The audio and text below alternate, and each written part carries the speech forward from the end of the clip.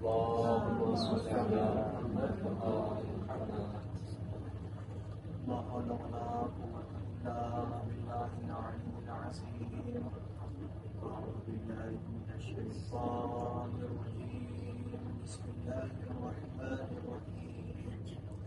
الحمد لله رب العالمين. الصلاة والسلام على أشرف الأنبياء والمرسلين سيدنا ونبينا وحبيب نفوسنا مولانا ومولا الثقلين جد الحسن والحسين بالقاسم محمد. اللهم صل على محمد وآل محمد.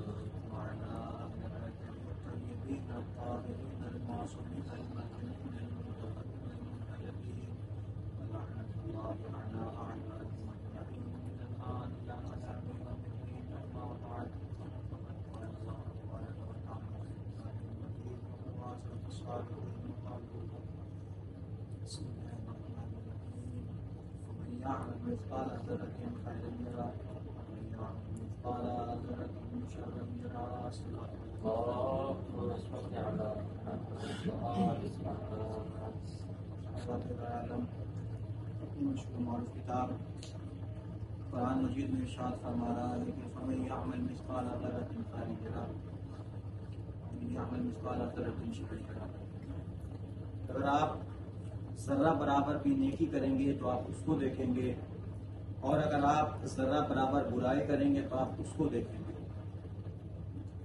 اب دیکھنا یہ ہے کہ کس نے برائی کی ہے اور کس نے نیکی کی ہے. دیکھیں کہ سب سے پہلے تو ہمیں چاہیے کہ خدا کا شکر ادا کریں کہ خدا نے اور مولا نے ہمیں یہاں بلایا زیارت کے لیے. اب نہیں جانتے کہ ہماری کون سی نیکی رہی ہوگی یا ہمارے والدین نے کون سی ایسی نیکی کی ہوگی کہ جس کے بنا پر مولا نے اپنی بارگاہ میں ہمیں بلایا اپنی زیارت کے لیے. اس لیے کہ یہاں وہ آ ہی نہیں سکتا کہ جس کو مولا نہ بلائیں. یہاں آتا ہی وہ ہے کہ جس کو مولا بلاتے ہیں. اب یہاں جب ہم آ گئے ہیں تو ہمارا یہ فریضہ ہونا چاہیے، یہ ہونا چاہیے ہمارے اندر کہ وہ کام کریں کہ جس کو مولا نے کرنے کے لیے کہا ہے.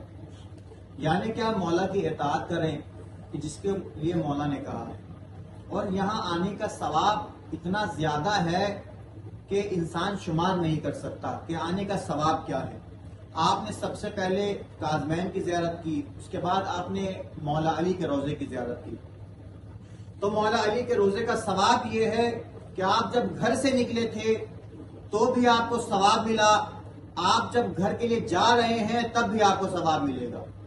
یعنی زیارت کے لیے نکلے تو آپ کو ثواب ملا، زیارت کر کے جائیں گے تو آپ کو ثواب ملے گا. یہ مولا علی کی زیارت کی فضیلت ہے اور ثواب ہے، کیونکہ مولا علی کو جو مرتبہ ملا ہے، زیارت کا مقام ملا، وہ کسی اور کو نہیں ملا. لیکن امام حسین کی زیارت کا ثواب الگ ہے. ان کی زیارت کا ثواب یہ ہے کہ جب آپ زیارت کے لیے گھر سے قدم آپ نے رکھا تو کہتے ہیں کہ ہر ایک قدم پر 1,00,000 حج کا ثواب آپ کو عطا کیا جائے گا. لیکن کہ جو مولا کو فضیلت عطا ہوئی ہے کہ آپ واپسی جب جائیں گے، واپس اپنے گھر جائیں گے تو آپ کو ثواب نہیں ملے گا. کیوں؟ کیونکہ مولا حسین کی فضیلت الگ ہے، امام علی کی فضیلت الگ ہے. مولا علی میں آئے تو ثواب، اب جا رہے ہیں تو ثواب. لیکن امام حسین میں آئے تھے تو ثواب ملا تھا، لیکن واپس جائیں گے تو ثواب نہیں. لیکن کہا کہ اگر کسی نے امام حسین کی زیارت کی تو ایسا ہے کہ جیسے اس نے خدا کی زیارت کی ہے. جس نے امام حسین کی زیارت کی اس کی فضیلت کیا ہے؟ کہا ایسا ہے کہ جیسے کہ اس نے رسول خدا کے ساتھ مل کر جنگ کی ہو منافقین کے خلاف، ہے نا. رسول کے ساتھ جو بھی جنگ میں، جنگ بدر میں رسول کے ساتھ مل کر آپ جو کافر جنگ لڑ رہے ہیں، یہ اس کا ثواب ہے. اور 1,000 شہیدوں کا ثواب امام حسین کی زیارت کرنے کا یہ ثواب ہے. یعنی اگر آپ زیارت کر رہے ہیں تو گویا آپ 1,000 بار شہید ہوں گے. جو ثواب رکھتا ہے وہ آپ کو ثواب ملے گا. یہ امام حسین کی زیارت کا ثواب ہے. تو ہم کو چاہیے کہ وہ کام انجام دیں کہ جو مولا نے کہا ہے، اس لیے کہ مولا کی زیارت کا ثواب اتنا زیادہ ہے. لیکن بہت سے لوگ ایسے ہوتے ہیں کہ جو بعد میں پچھتاتے ہیں اور یہ کام انجام نہیں دے پاتے. میں ایک مثال سے واضح کرتا چلوں، آپ کو واضح ہو جائے گا کہ آخر میں انسان پچھتاتا کیسے ہے. اپنی زندگی یوں ہی بسر کر دیتا ہے، یا تو انسان اپنے بچوں میں لگ جاتا ہے، اور اپنی عمر جو ہے وہ اسراف کر دیتا ہے، برباد کر دیتا ہے، لیکن عمل انجام نہیں دے پاتا، عمل جو ہے وہ کرنا چاہیے وہ نہیں کر پاتا۔ ایک مثال سے واضح کرتا چلوں، مثال کے طور پر میں اور میرے دوست کہیں دوسری جو ہے ملک میں گئے، دوسری کنٹری میں گئے، اور وہاں پر ہمیں ایک ایسا روم ملا کہ جو سب سے اونچی عمارت تھی، اس میں ہمیں جو ہے کمرہ ملا۔ وہ تقریباً مثال کے طور پر برج خلیفہ مان لیجئے کہ برج خلیفہ دنیا کی سب سے بڑی عمارت ہے، ہمیں سب سے اونچی جو عمارت ہے وہاں پر ہمیں کمرہ ملا۔ اب انہوں نے ہمیں قانون یہ بتایا کہ دیکھو آپ کو یہاں کمرہ تو دے دیا ہے ہم نے، لیکن یہاں کا قانون یہ ہے کہ آپ اگر رات میں 10 بجے کے بعد، 11 بجے کے بعد، جو بھی کہا ٹائم دیا، اس کے بعد اگر آپ آئیں گے تو یہاں کی لفٹ جو ہے وہ بند ہو جاتی ہے، اس کے بعد آپ کو جو ہے وہ سیڑھیوں سے چل کر اوپر جانا ہوگا، آپ کو پھر راستہ نہیں دیا جائے گا کہ جس کے ذریعے سے آپ اوپر جا سکے۔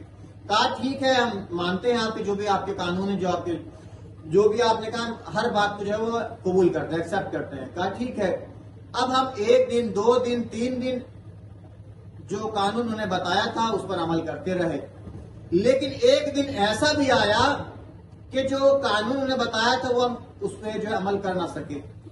ظاہر سے وہ کوئی ضروری کام آ گیا جس کی بنا پر جو ہے ہم ٹائم پر پہنچ نہ سکے، اپنے وقت پر پہنچ نہ سکے اپنے ہوٹل، تو ہم 11:30 بجے پہنچے، 11 کا ٹائم تھا کہ 11 بجے جو ہے لفٹ بند ہو جائے گی۔ اب 11:30 بجے پہنچے تو لفٹ بند ہو چکی تھی، اور اب ہمیں جانا ہے سب سے اوپر۔ آخر جائیں کیسے؟ کہا لفٹ تو بند ہو چکی ہے، اب راستہ صرف کیا، سیڑھیوں کا صرف ایک راستہ باقی جس میں اوپر جانا ہے۔ خیر ہم 3-4 لوگ دوست تھے، ہم نے طے کر لیا کہ بھائی دیکھیں اتنا لمبا راستہ ہے، اب طے تو کرنا ہی، ظاہر سی بات ہے رات بھر نیچے لابی میں تو سوئیں گے نہیں، اپنے روم ہی کے اندر ہم سوئیں گے، تو ٹھیک ہے 4 لوگ ہیں، اپنا آپس میں باتیں کرتے ہوئے اوپر تک چلے جائیں گے۔ خیر پہلے دوست کا نمبر آیا، اس نے بتانا شروع کیا، کہ میں خود اچھی بات بتاتا ہوں، کچھ اچھے واقعات بیان کرتا ہوں، اس کے بعد تمہارا نمبر آئے گا، پھر تیسرے، پھر چوتھے نمبر جو تینوں کا چلا وہ چلتا رہے گا۔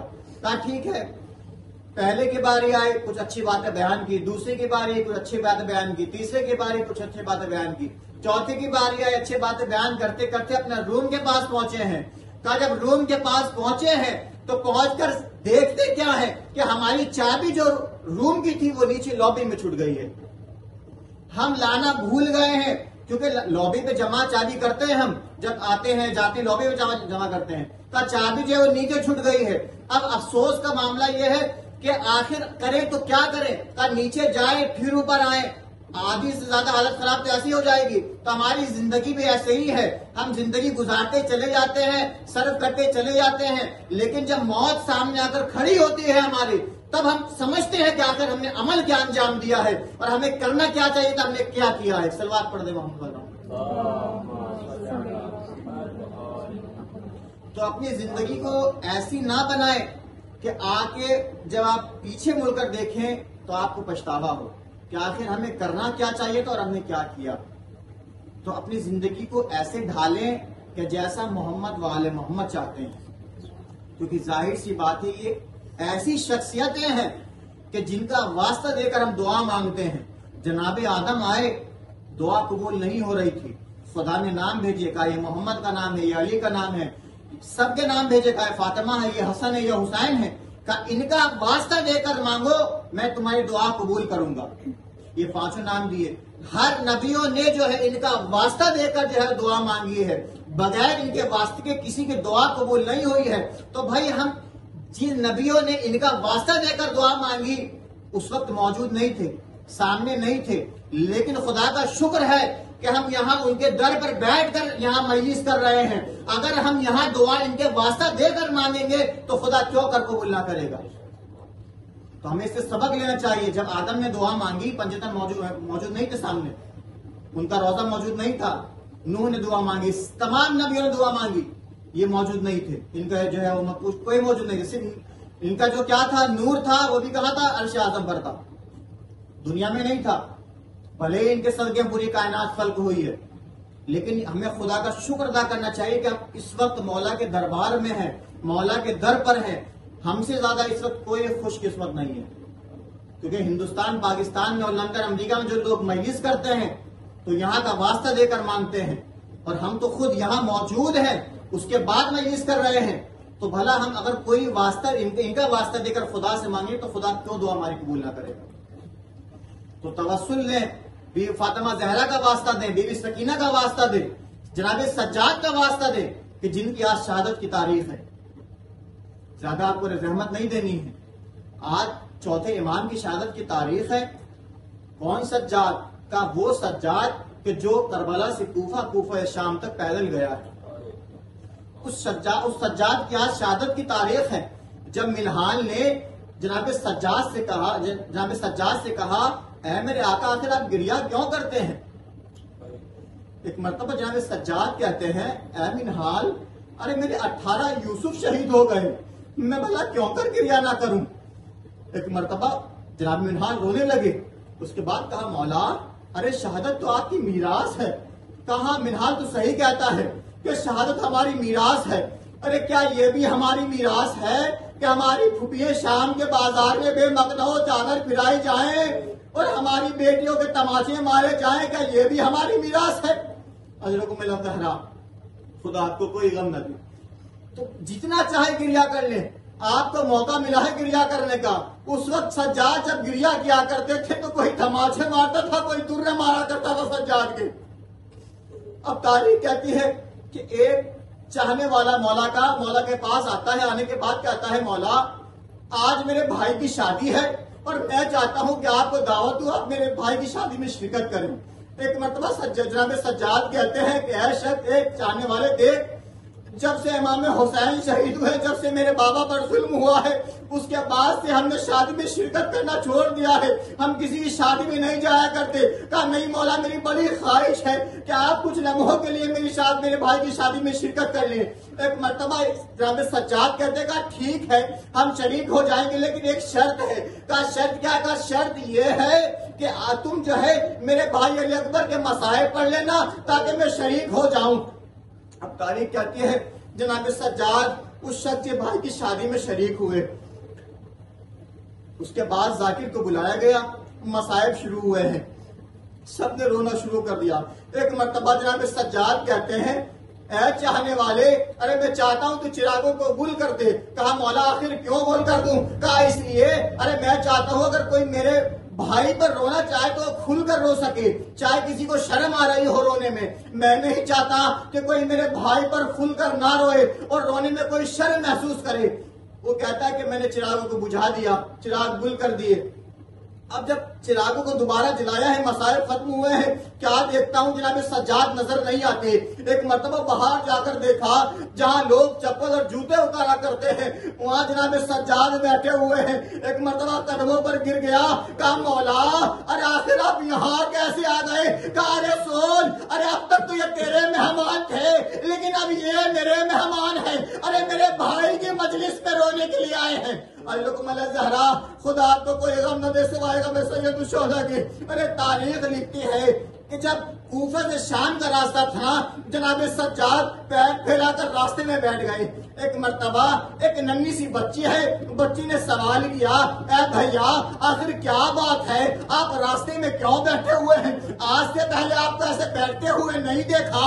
ایک مرتبہ ارے جناب سجاد کہتے ہیں ارے میرے پیروں میں آبلے ہیں، میرے پیروں میں چھالے پڑ گئے ہیں اور ان چھالوں کے اندر کانٹے چبھے ہوئے ہیں. ارے ہاتھوں میں ہتھکڑیاں ہیں، پیروں میں بیڑیاں ہیں، ارے گلے میں تو کے خار ہے. ارے آخر کانٹوں کو نکالوں کیسے؟ ارے تاریخ کہتی ہے ایک ننھی سی بچی آگے بڑھی، اپنے ننھے ہاتھوں سے ارے کانٹوں کو نکالنا شروع کیا.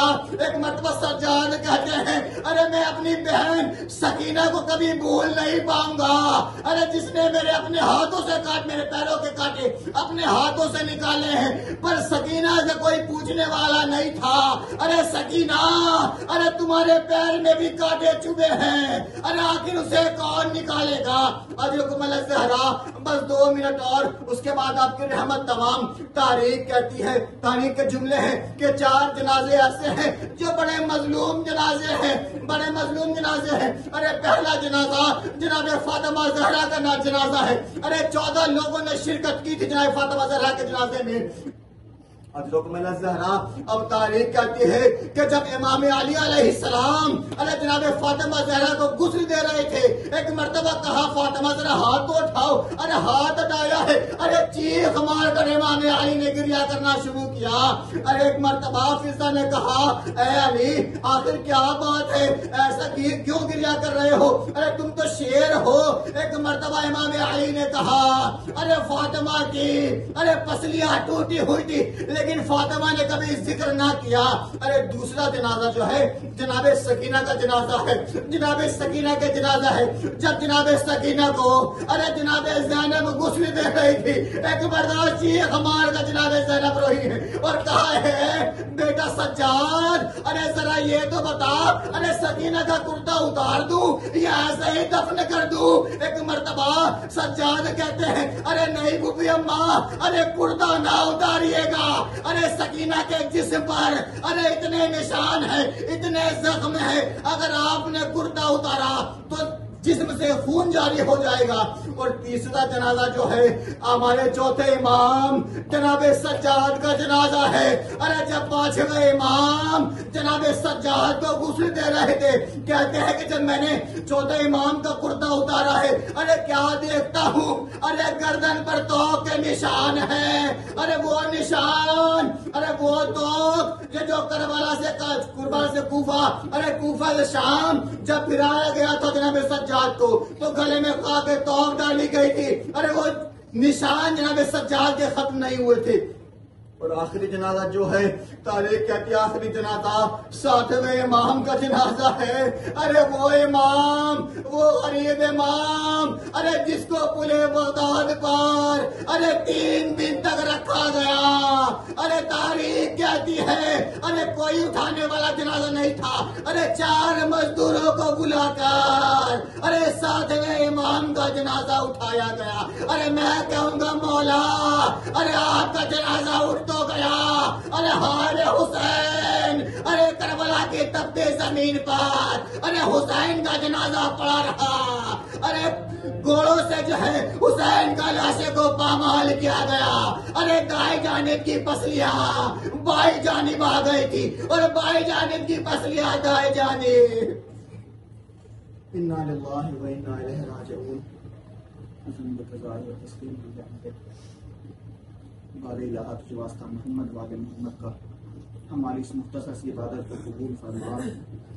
بارے الہ کے واسطہ محمد والے محمد کا جس کی طرف سے مجلس کرائی گئی ہے, جو بیمار ہیں مسرت جبیر نور ان کو جلد شفا کل عنایت فرما. بارے الہ کے واسطہ محمد والے محمد پر جن لوگوں نے مجلس کرائی ان کے تمام جو بھی حاجات ہوں ان کو پورا فرما اور جو بھی پریشانیاں ہوں ان کو برطرف فرما. بارے الہ کے واسطہ محمد کا جو لوگ مقروض بن کر پودا فرما, جو لوگ بیمار ان کو شفا کل عنایت فرما. جہاں جہاں شیعہ درقرار ان کی جان مال عزت و ناموس کی حفاظت فرما. آپ کا سے گزارش ہے کہ ایک مرتبہ سننا اور 3 مرتبہ سورہ اخلاص کی تلاوت کروا کر محمد نور اور غلام فاطمہ نور کے رخ کو ساتھ اور تمام